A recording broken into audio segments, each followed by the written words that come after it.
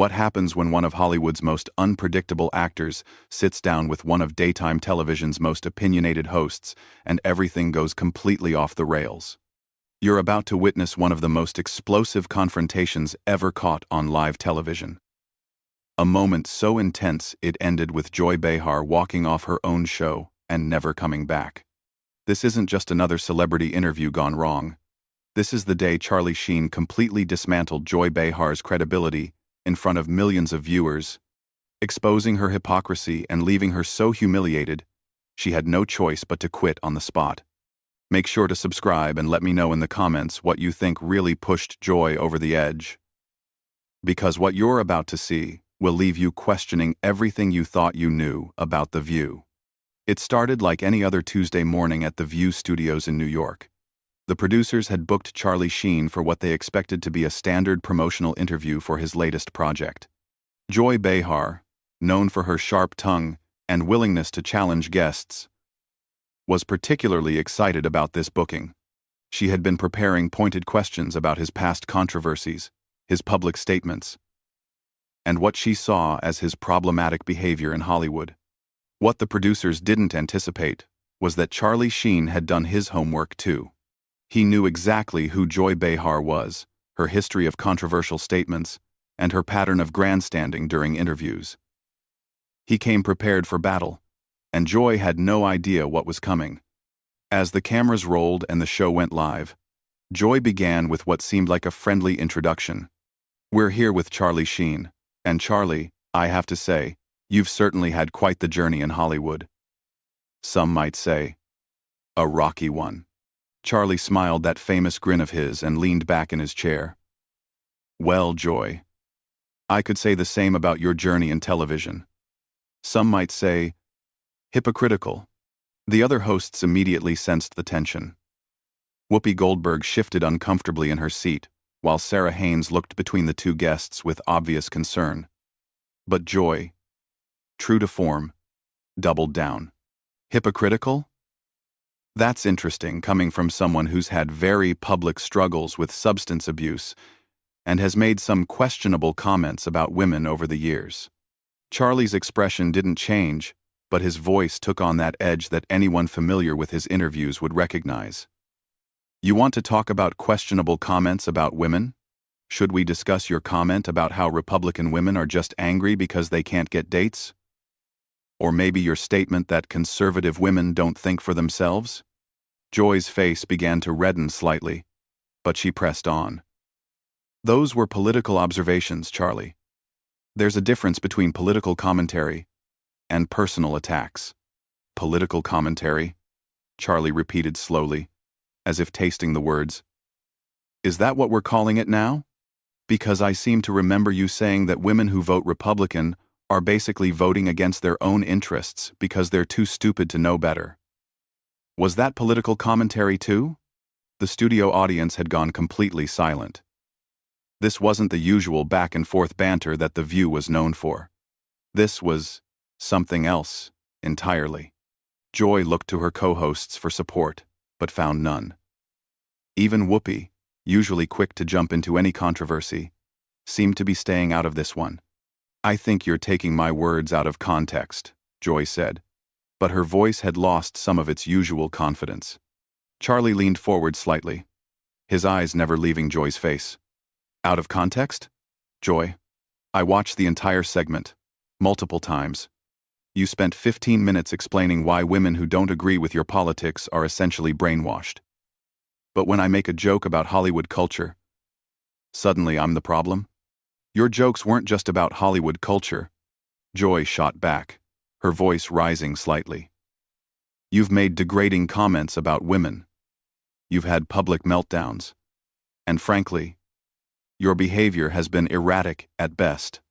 "Erratic," Charlie repeated, nodding slowly. "That's rich coming from someone who once screamed at a guest for having different political views and then claimed you were the victim when people called you out for it. Tell me, Joy, when you were having your very public meltdown about the election results, was that erratic behavior or just passionate journalism?" The cameras captured every moment of Joy's face as it cycled through emotions, anger, embarrassment, frustration. She was clearly not used to being on the receiving end of this kind of direct confrontation, especially not on her own show. "I've never had a public meltdown," Joy insisted, but her voice was shaking now. Charlie pulled out his phone. And for a moment, Joy looked hopeful that he was going to back down. Instead, he began reading from what was clearly a prepared list. November 15th, you threw papers at your co-host during a commercial break because she disagreed with you about climate policy. December 3rd, you walked off set during a live show because a guest corrected your facts about healthcare statistics. January 22nd, you interrupted a guest 7 times in under 3 minutes because you didn't like their opinion about foreign policy. Should I continue? The silence in the studio was deafening. Joy's mouth opened and closed several times, but no words came out. The other hosts looked like they wanted to be anywhere else in the world. Those were just, Joy stammered. "I'm passionate about the issues that matter to Americans." "Passionate," Charlie said, leaning back again. "Is that what we're calling it? Because, from where I'm sitting, it looks like you can dish it out, but you can't take it. You've built a career on attacking people, questioning their character, their intelligence, their motives. But the minute someone does the same thing to you, suddenly you're the victim." Joy's face was now noticeably flushed, and her hands were clenched on the desk in front of her. "This is completely inappropriate. This is supposed to be an interview about your work." "Oh, now you want to talk about my work?" Charlie asked, raising an eyebrow. "Because 5 minutes ago, you wanted to talk about my personal life, my struggles, my past mistakes, but when the spotlight turns on you, suddenly we need to change the subject?" The tension in the room was so thick you could cut it with a knife. Joy looked desperately to the producers off camera, but they seemed just as stunned as everyone else. This wasn't going according to anyone's script. "I think we should move on," Whoopi finally interjected, trying to save the situation. But Charlie wasn't done. "No, I think this is important. Joy has spent years telling Americans what to think, who to support, how to live their lives. She's positioned herself as some kind of moral authority. But what's her qualification for that exactly? What has she done besides criticize other people?" Joy's eyes flashed with anger at Charlie's question about her qualifications. She straightened in her chair, clearly deciding to go on the offensive rather than continue playing defense. "My qualifications? I've been in this business for decades, Charlie. I've interviewed presidents, world leaders, celebrities. I've covered major news events and political campaigns. What exactly have you done besides make movies and cause scandals?" Charlie smiled that dangerous smile again. "Well, Joy, I've entertained millions of people, created jobs for thousands, and managed to do it without pretending to be something I'm not. I've never claimed to be a journalist or a political expert. I'm an actor. But you seem to think your opinion carries more weight than actual experts." "I am a journalist," Joy snapped. "I've been doing this longer than you've been making your little sitcoms." "Journalist?" Charlie laughed, and it wasn't a pleasant sound. "Joy, when was the last time you actually reported news? When did you last investigate a story, check sources, do actual journalism? All you do is sit behind that desk and give your opinions about things you've read in other people's reporting." Joy's voice was rising now, her professional composure completely gone. "I research every topic we discuss on this show. I read extensively about current events, politics, social issues. Reading Twitter doesn't count as research, Joy," Charlie said smoothly. "And getting your talking points from partisan websites doesn't make you a journalist. It makes you a commentator at best, a propagandist at worst." The other hosts were clearly uncomfortable. Sarah Haynes was fidgeting with her papers, while Sunny Hostin looked like she wanted to disappear. Even Whoopi, known for her strong personality, seemed reluctant to jump into this particular fire. "How dare you?" Joy said, her voice shaking with rage. I have integrity. I tell the truth. I hold people accountable. Integrity? Charlie leaned forward again. Is it integrity when you selectively edit clips to make people look bad? Is it integrity when you refuse to have guests on who might challenge your worldview? Is it integrity when you cut to commercial every time someone makes a point you can't argue against? Joy opened her mouth to respond, but Charlie wasn't finished. You want to talk about holding people accountable? Let's talk about the time you completely misrepresented that story about the veterans' charity. You had all the facts wrong, but instead of correcting yourself when people pointed it out, you doubled down and attacked anyone who questioned you. Where was your integrity then?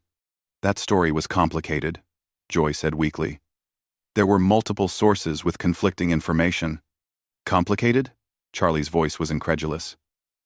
Joy. A 5-minute Google search would have given you the correct information, but you didn't bother to check because the wrong version fit your narrative better. That's not journalism. That's activism disguised as news. Joy was visibly struggling now. Her hands were shaking slightly, and she kept looking off camera, as if hoping someone would rescue her from this situation. You're twisting everything, she said, but her voice lacked conviction. You're trying to make me look bad because you can't handle being called out for your own behavior. Charlie sat back in his chair, completely calm now. Joy, I'm not trying to make you look bad. You're doing that all by yourself. I'm just pointing out the hypocrisy. You've spent your career attacking people for things you've done yourself. You criticize actors for being out of touch while you live in a Manhattan penthouse. You lecture Americans about their values while you mock their beliefs. You claim to champion women while you attack any woman who doesn't agree with you politically. The studio was so quiet you could hear the cameras humming. Joy's face had gone from red to pale, and she was gripping the edge of the desk so hard her knuckles were white. I don't attack women, she said, but her voice was barely above a whisper now. Charlie pulled out his phone again. Really? Because I have a compilation here of you calling conservative women names, questioning their intelligence, suggesting they're being controlled by their husbands. You've called successful businesswomen sellouts. You've mocked stay-at-home mothers. And you've dismissed any woman who doesn't share your exact political views as being brainwashed. Joy was shaking her head frantically now. Those weren't personal attacks. I was criticizing their positions. Their positions? Charlie's voice was getting louder now, matching Joy's earlier volume. You called the former Secretary of State a puppet. You said a female Supreme Court justice was too stupid to understand the Constitution. You suggested that women entrepreneurs who support lower taxes are just greedy. How exactly is any of that criticizing positions, rather than making personal attacks? Joy looked around the table desperately, but her co-hosts were all looking down at their papers or off to the side. No one was coming to her rescue. This is ridiculous, Joy said, her voice cracking slightly. You're ambushing me. On my own show. Ambushing you? Charlie's laugh was sharp and humorless. Joy, this is exactly what you do to your guests every single day. The only difference is that usually they're too polite to fight back the way you fight. But I'm not most people. This interview is over, Joy said, starting to stand up. Sit down, Joy, Charlie said firmly. You wanted to interview me, so let's finish the interview. Unless you're admitting that you can't handle being treated the way you treat other people. Joy hesitated, half standing, clearly torn between her desire to escape and her pride. The cameras captured every second of her internal struggle. I don't have to sit here and listen to this, she said. But she wasn't moving toward the exit. No, you don't, Charlie agreed. But if you walk away now, you're proving my point. You're showing everyone watching that you're exactly what I said you are, someone who can dish it out but can't take it. Someone who talks tough but runs when confronted with the same energy you bring to every conversation. Joy slowly sat back down, but her body language screamed defeat. She looked smaller somehow, less commanding than she had at the start of the interview. What do you want from me? She asked quietly. Charlie's expression softened slightly, but his voice remained firm. I want you to admit what you are, Joy. You're not a journalist. You're not an objective commentator. You're an entertainer, just like me. The difference is that I own what I am. You hide behind claims of integrity and journalistic standards while behaving like a political operative. Joy stared at him for a long moment, her eyes filling with what looked suspiciously like tears. When she finally spoke, her voice was barely audible. You don't understand, Joy whispered, her voice trembling. This show, this platform, it's important. We're giving voice to issues that matter. Charlie's expression remained unchanged. Whose voice, Joy? Because it seems like the only voice that matters on this show is yours. When was the last time you had a guest on who genuinely challenged your worldview, and you let them finish their thoughts without interrupting, without cutting them off, without dismissing them? Joy wiped at her eyes, trying to compose herself. But the damage was already done. The powerful, confident host who had started this interview was gone, replaced by someone who looked lost and vulnerable. We have diverse viewpoints, she said weakly. Diverse? Charlie shook his head. Joy. Having people who agree with you 90% of the time instead of 100% isn't diversity. It's an echo chamber. And you've turned yourself into the chief echo. Whoopi finally tried to intervene again. Maybe we should take a break and... No, Charlie said firmly, never taking his eyes off Joy. We're not done here. Joy wanted to psychoanalyze me, to dig into my personal life, to question my character. Fair enough. But now it's her turn. Joy's breathing was becoming more labored, and she kept looking toward the exits. I can't do this anymore. Can't do what, Joy? Can't have a real conversation? Can't defend your own actions? Can't handle being questioned the way you question everyone else? Charlie's voice wasn't shouting, but it carried the weight of absolute conviction. This is what you do, Joy. Every single day. You sit behind that desk and you tear people apart. You question their motives, their intelligence, their right to have opinions different from yours. But the minute someone turns that same energy on you, you fall apart. Quote. Joy stood up abruptly, her chair sliding backward with a sharp screech. I don't have to listen to this. This is my show. Is it, though? Charlie asked calmly. Because from where I'm sitting, it looks like you're just another employee who's been allowed to think she's more important than she actually is. The show will go on without you. Joy.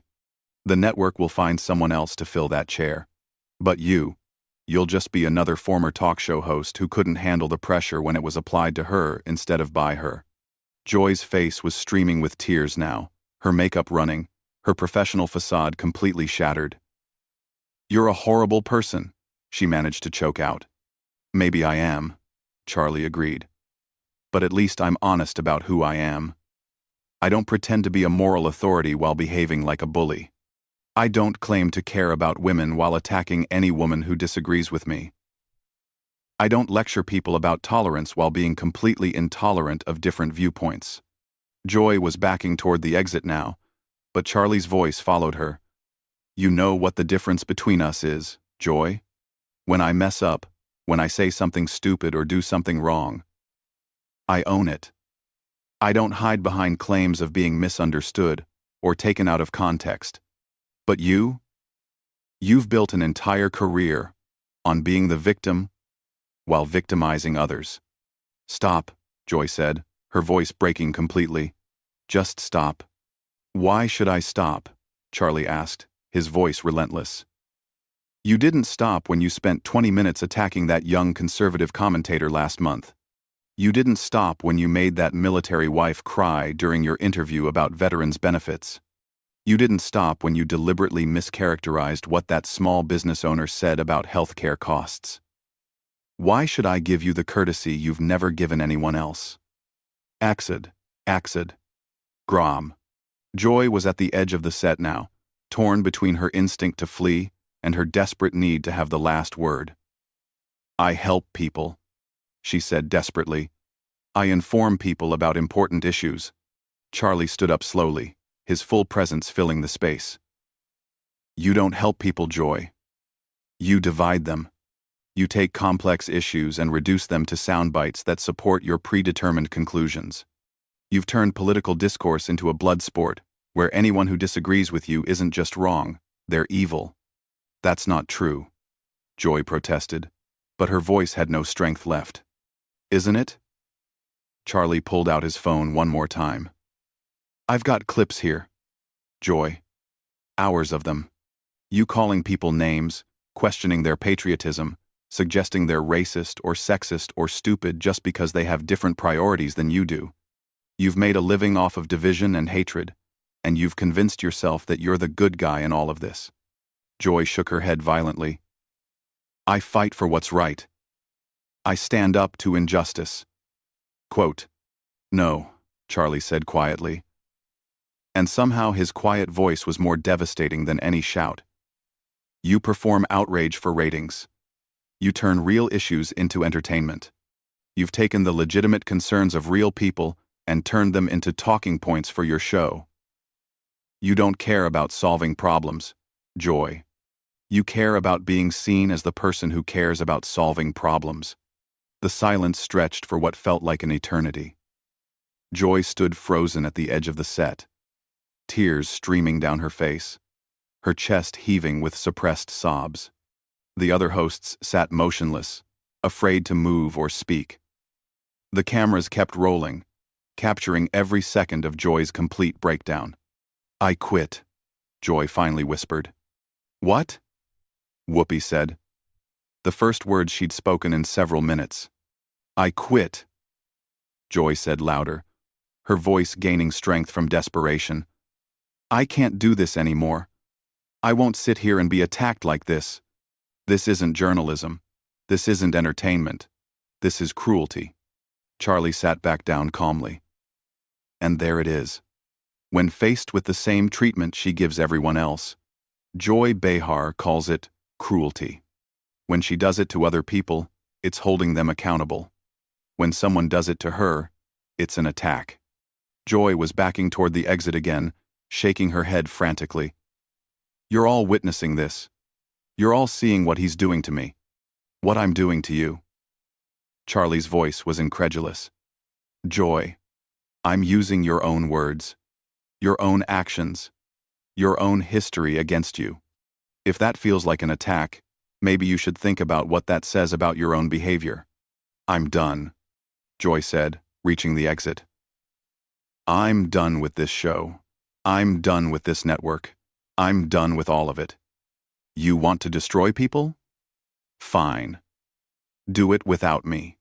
And with that, Joy Behar walked off the set of The View for the final time, leaving behind a stunned studio, a bewildered audience, and Charlie Sheen sitting calmly in his chair as if nothing had happened. Charlie looked directly into the camera. And that, ladies and gentlemen, is what happens when someone who's made a career out of dishing it out finally gets a taste of their own medicine. The show cut to commercial, but the damage was done. Joy Behar had been completely exposed, humiliated on her own show, and driven to quit by someone who simply treated her the way she had been treating others for years. What did you think of Charlie Sheen's systematic dismantling of Joy Behar's credibility? Was he too harsh? Or was this exactly what she deserved after years of attacking her guests? Let me know in the comments below what you think was the most devastating moment in this entire confrontation, and don't forget to subscribe for more shocking celebrity showdowns that you won't see anywhere else.